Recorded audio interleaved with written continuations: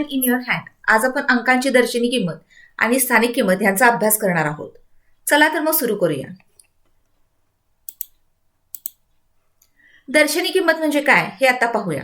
एखाद्या संख्येतील अंकांची किंमत ही स्वतःची किंमत असते.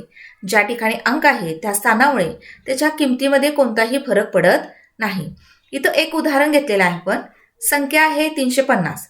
350 मध्ये 5 या अंकाची दर्शनी किंमत 5 आहे. 3 या अंक असेल तर 3 ची किंमत दर्शनी किती असणार? 3च असणार. 3 ची दर्शनी किंमत ही 3च असणार आहे. 5 ची दर्शनी किंमत 5च असणार आहे आणि 0 ची दर्शनी किंमत ही 0च असणार आहे. दुसरं एक उदाहरण बघूया.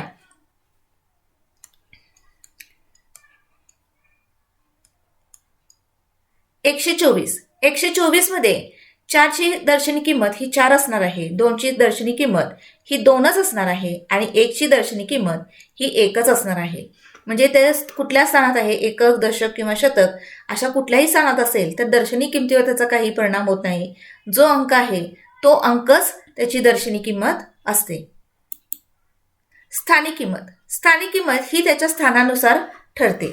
म्हणजे एखादा अंक एकक स्थानात आहे, दशक आहे का शतक स्थानात आहे किंवा हजार आहे, दशहजार आहे, ह्याच्यानुसार काय होते त्या अंकाची किंमत ठरते.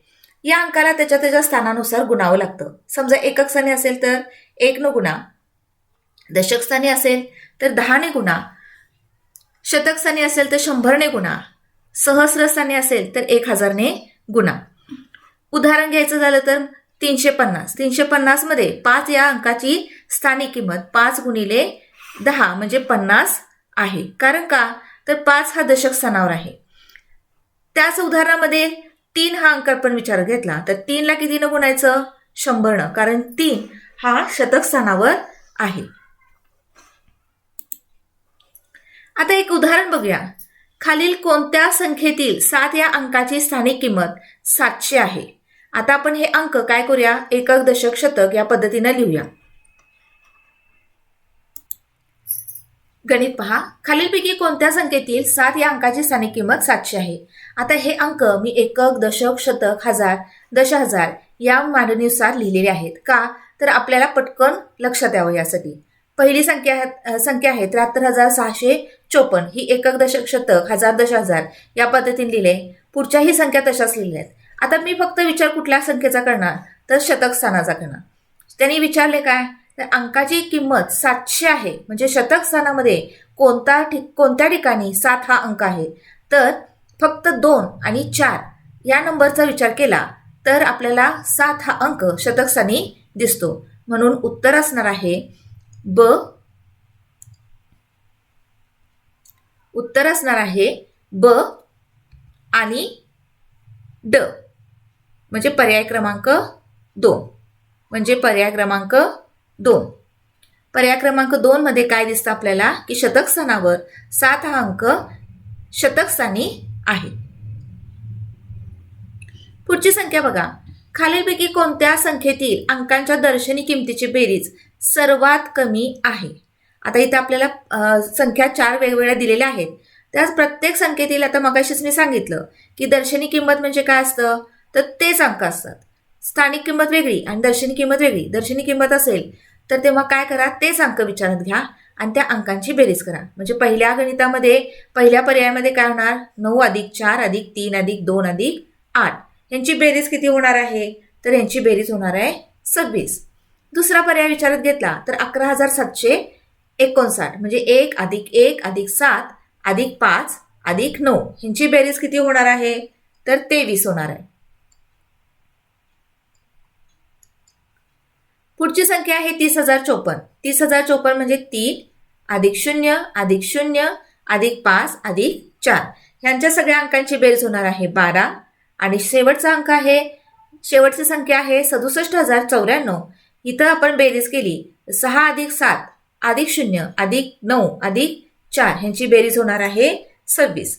पर्यायामध्ये काय विचारले दर्शनी किमतीची बेरीज सगळ्यात कमी कुठं आहे तर सगळ्यात कमी ही पर्याय क्रमांक 3 ची बेरीज येते.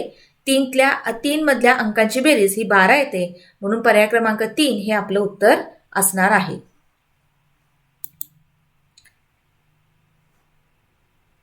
आता पुढचं गणित बघा.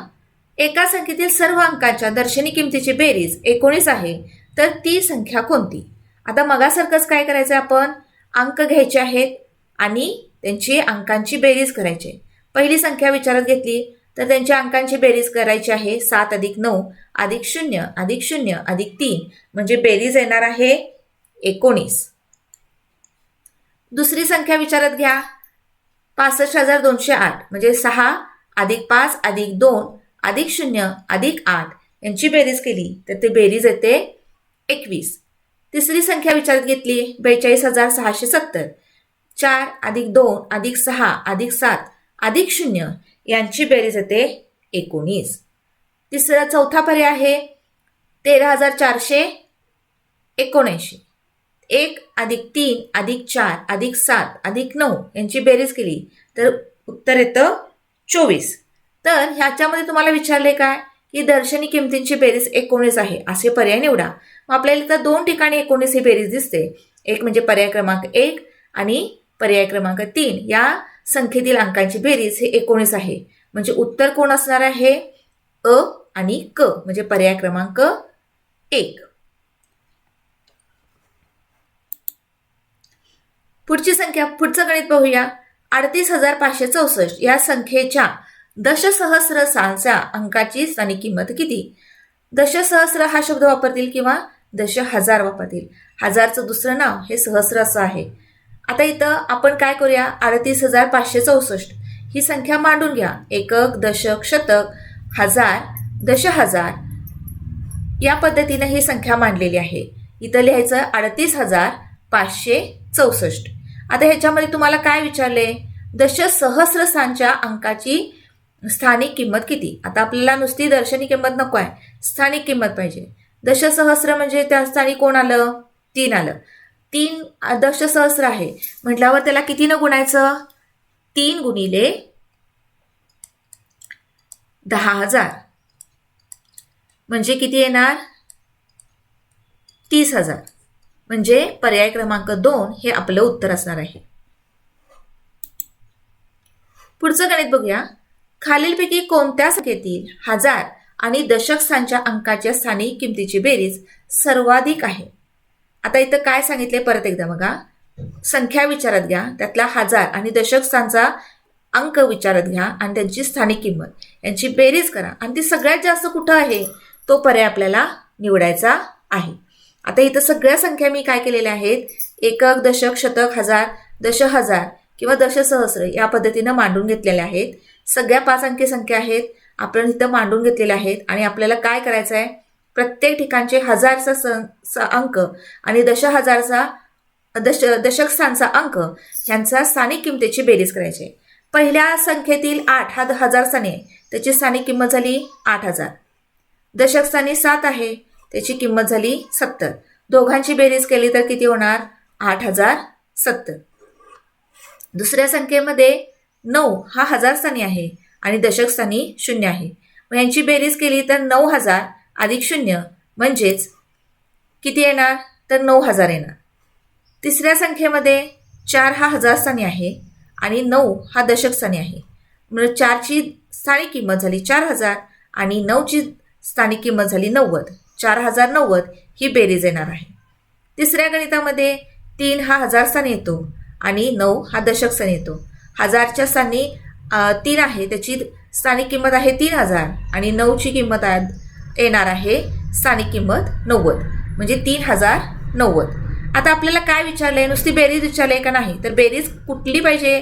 सर्वाधिक, म्हणजे सगळ्यात जास्त कुठली बेरीज येते? तर 2 नंबरच्या पर्यायामध्ये बेरीज येते. म्हणजे 2 नंबरचा पर्याय म्हणजे 39,000 या संख्येतील दशक हजार स्थानच्या अंकाच्या स्थानिक किमतीची बेरीज ही सगळ्यात जास्त आहे, म्हणजेच 9,000 आहे. म्हणून पर्याय क्रमांक 2 हे आपलं उत्तर असणार आहे.